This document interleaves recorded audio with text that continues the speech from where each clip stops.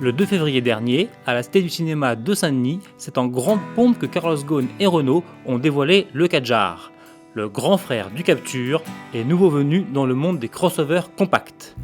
Enfin, serions-nous tentés de dire, le segment des SUV représente en effet 21% du marché européen, soit 1,5 million de ventes par an.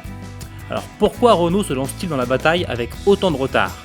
Début de réponse avec Delphine De Andria, directrice de la gamme des véhicules compacts chez Renault. Je dirais que nous, on avait déjà une offre assez conséquente sur le segment C avec tout un tas de caisses. Et puis on a vu le succès des crossovers et on a vu que ce succès, finalement, ce n'était pas juste un effet comme ça d'offre, mais que c'était très pérenne et que ça allait continuer à progresser.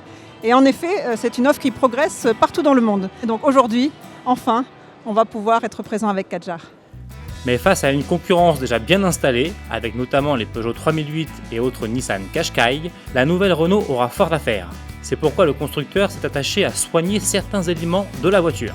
Pour nous, l'élément fort, c'était le design, parce que c'est le premier critère d'achat de ses clients. Et donc, on a choisi un nouveau langage stylistique. Et en plus de tous les attributs, je dirais, du crossover, on a amené vraiment une touche de passion, une touche d'émotion, avec également des lignes beaucoup plus sensuelles. Et ça, c'est vraiment ce qui fait la différence par rapport aux autres concurrents. On a rajouté également des aspects de praticité. Et donc, on a beaucoup travaillé sur la zone notamment de coffre pour lui apporter donc, le meilleur volume de chargement par rapport à la concurrence, pour lui apporter un système d'easy break qui va lui permettre de rabattre sa banquette s'il veut transporter du matériel. Donc tout ça, ce sont des plus pour qu'il ait à la fois son plaisir et qu'à la fois, il ait la vie facile au quotidien.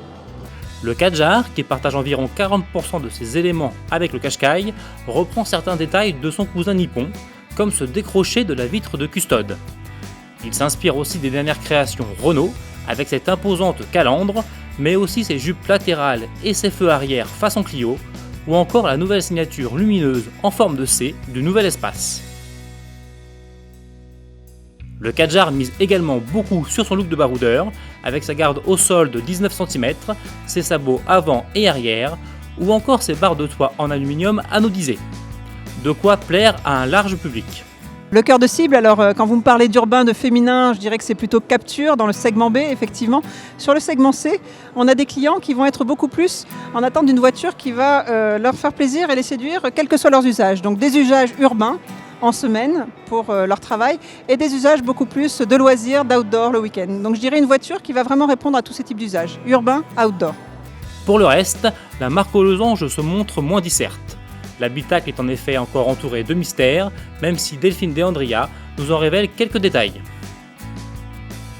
À l'intérieur, on a vraiment voulu travailler pour un cockpit orienté vers le conducteur, parce que c'est un client qui cherche d'abord à se faire plaisir lui, avant après de vérifier si les autres attributs pour sa famille vont être présents.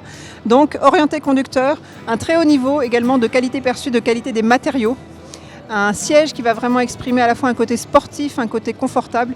Et je vous dis vraiment des matériaux également qui vont lui mettre au top niveau et lui amener ce raffinement et cette notion donc, de qualité qui va faire qu'il est fier aussi de sa voiture. Même chose pour l'offre de motorisation, qui ne sera révélée qu'à l'occasion du prochain salon de Genève. Ce que je peux vous dire, c'est qu'on va avoir une gamme très très efficiente. Également, on aura une offre très variée en termes de motricité, puisqu'on va non seulement offrir des versions 4.2, également des versions 4.4, mais également, ce que ne font pas tous les concurrents, des versions de 4.2 dites Extended Grip, pour améliorer la motricité avec une option qui sera beaucoup plus abordable que l'option 4.4. Ce Renault Kadjar sera commercialisé au début de l'été à un tarif pour le moment non communiqué. Renault nous a toutefois assuré que celui-ci s'alignerait sur la concurrence. Le Kadjar pourrait donc débuter aux alentours des 23 000 €, avec un objectif bien précis. Nos ambitions, c'est d'abord effectivement d'aller faire de la conquête, puisqu'on n'avait pas ce type d'offre chez Renault.